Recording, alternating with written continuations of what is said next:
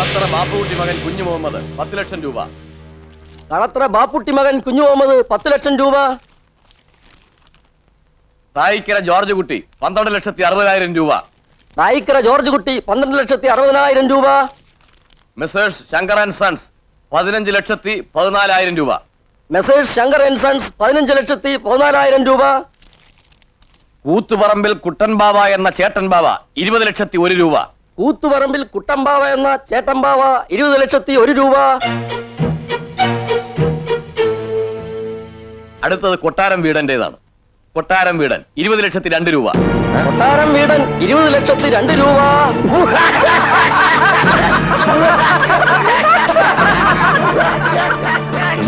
ഇതെങ്ങനെ സംഭവിച്ചു?